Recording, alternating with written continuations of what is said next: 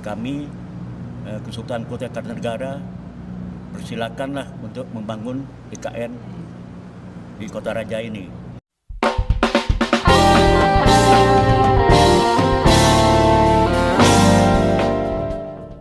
Salah satu alasan kenapa saya begitu keras mendukung pemindahan ibu kota negara baru ke Kalimantan Timur adalah saya merasa yakin daerah-daerah di timur akan mengalami kemajuan yang signifikan sehingga bisa merata dengan daerah-daerah Indonesia bagian barat.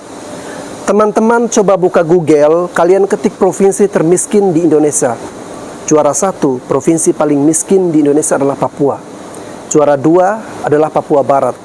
Juara 3 NTT, juara 4 Maluku, juara 5 Gorontalo. Juara 1 sampai 5 ini daerah-daerah di Indonesia bagian timur semua. Gila kan? Dari dulu-dulu juara 1, 2, 3 kalau bukan Papua ya NTT, kalau bukan NTT ya Maluku, bergantian terus. Papua, NTT, Maluku ini miskin terus. Tidak pernah lepas dari 3 atau 5 besar. Kalau di Indonesia Barat saling berebut pembangunan, kami di timur saling bersaing merebut gelar kemiskinan. Beruntungnya Indonesia dianugerahi pemimpin yang luar biasa. Sejak Indonesia dipimpin oleh Presiden Jokowi, secara perlahan ekonomi Indonesia Timur mulai digerakkan. Dan kini demi mempercepat pemerataan pembangunan bagi seluruh wilayah Indonesia, khususnya Indonesia Timur yang jauh tertinggal, maka upaya untuk membangun ibu kota negara baru adalah sebuah terobosan tepat untuk mengatasi problem tersebut.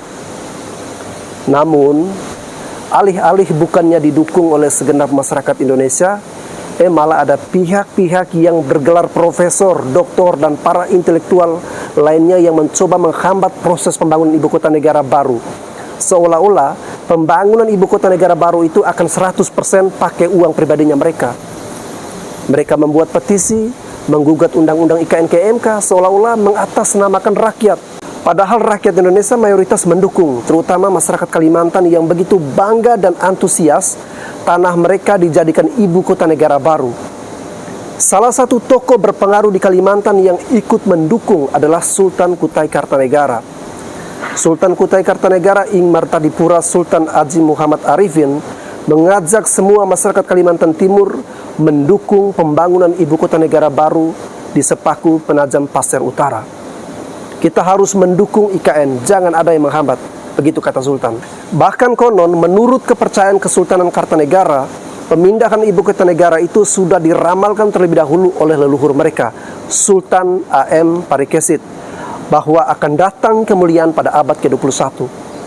Selain Kesultanan Kutai, sebelumnya Kesultanan Pasir dan sejumlah tokoh adat juga menyampaikan dukungan pemindahan IKN setelah bertemu Presiden Joko Widodo di Bandar Udara Internasional Sultan Haji Muhammad Sulaiman, Kota Balikpapan. Sultan Pasir turut mendukung dan meminta kalau bisa di dalam IKN juga dibangun Istana Kesultanan Pasir. Dukungan dari para Sultan Kalimantan ini tentunya akan sangat membantu memperlancar program pemindahan ibu kota. Pemindahan ibu kota negara baru sebenarnya sudah merupakan hal yang mutlak untuk dilaksanakan. Beban Pulau Jawa sudah terlalu berat dengan penduduk yang telah mencapai 150 juta jiwa atau 54% dari total penduduk Indonesia. Ditambah dengan posisi Jawa sebagai sumber ketahanan pangan. Beban ini akan semakin berat jika ibu kota pemerintah, mereka itu maunya pindah tetap di Pulau Jawa. Ya, kalau kita ikuti sesuai keinginan Rizal Ramli dan kawan-kawan. Jakarta sebagai ibu kota saat ini sudah terlalu berat sebagai pusat pemerintahan, pusat bisnis, pusat keuangan, hingga pusat perdagangan dan jasa. Lokasi bandara dan pelabuhan terbesar di Indonesia juga berada di Jakarta. Alasan pemindahan ibu kota sudah final dan harus di Penajam Pasir Utara, karena resiko bencananya minimal.